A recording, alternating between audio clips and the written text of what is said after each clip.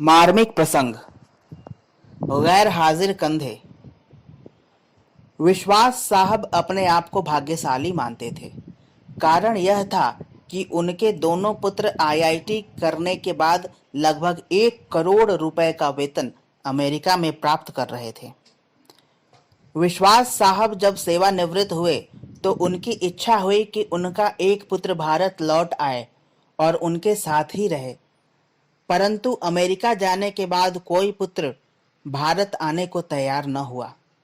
उल्टे उन्होंने विश्वास साहब को अमेरिका आकर बसने की सलाह दी। विश्वास साहब अपनी पत्नी भावना के साथ अमेरिका गए, परंतु उनका मन वहां बिल्कुल नहीं लगा और वे भारत लौट आए। दुर्भाग्य से विश्वास साहब की पत्नी को लकवा हो गया और पत्नी पूर्णतः पति की सेवा पर निर्भर हो गई। प्रातः नित्य कर्म से लेकर खिलाने पिलाने, दवाई देने आदि का संपूर्ण कार्य विश्वास साहब के भरोसे पर था। पत्नी की जुबान भी लकवे के कारण चली गई थी। विश्वास साहब पूर्ण निष्ठा और स्नेह से पति धर्म का निर्वहन कर रहे थे। एक रात्रि विश्वास साहब ने दवाई वगैरह देकर भावना को सुलाया और स्वयं भी पास लगे हुए पलंग पर सोने चले गए। रात्रि के लगभग 2 बजे हार्ट अटैक से विश्वास साहब की मौत हो गई।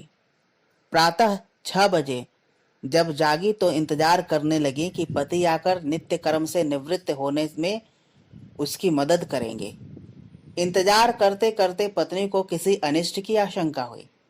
चूंकि पत्नी स्वयं चलने में असमर्थ थी, उसने अपने आप को पलंग से नीचे गिराया और फिर घसीटते हुए अपने पति के पलंग के पास पहुंची। उसने पति को हिलाया डुलाया पर कोई हलचल नहीं हुई। पत्नी समझ गई कि विश्वास साहब नहीं रहे। पत्नी की जुबान लकवे के कारण चली गई थी, अतः किसी को आवाज देकर बुलाना भी पत्नी के वश में नहीं था। घर पर और कोई सदस्य भी नहीं था। फोन बाहर ड्राइंग रूम में लगा हुआ था। पत्नी ने पड़ोसी को सूचना देने के लिए घसीटते हुए फोन की तरफ बढ़ना शुरू किया। लगभग 4 घंटे की मशक्कत के बाद वह फोन तक पहुंची और उसने फोन के तार को खींचकर उसे नीचे गिराया। पड़ोसी के नंबर जैसे तैसे लगाए। पड़ोसी भला इंसान था। फोन पर कोई बोल नहीं रहा था, पर फोन आया था, अतः वह समझ गया कि मामला गंभीर है। उसने आस पड़ोस के लोगों को सूचना देकर इकट्ठा किया। दरवाजा तोड़कर सभी लोग घर में घुसे। उन्होंने देखा विश्वास साहब पलंग पर मृत पड़े थे तथा पत्नी भावना टेलीफोन के पास मृत पड़ी थी। पहले विश्वास और फिर भावना की मौत हुई। जनाजा दोनों का साथ साथ निकला।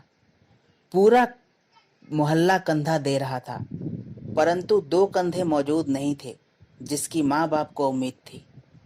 शायद वे कंधे करोड़ों रुपए की कमाई के भार के साथ अति महत्वाकांक्षा से पहले ही दबे हुए थे। लोग बाग लगाते हैं फल के लिए, औलाद पालते हैं बुढ़ापे के लिए, लेकिन कुछ ही औलाद अपना फर्ज निभा पाते हैं। अति सुंदर कहा है एक कवि ने, मत शिक्षा दो इन बच्चों को चांद सितारे छूने की। चांद सितारे छूने वाले छूमंतर हो जाएंगे। अगर दे सको शिक्षा तो दो तुम इन्हें चरण छू लेने की। जो मिट्टी से जुड़े रहेंगे रिश्ते वही निभाएंगे। समाप्त।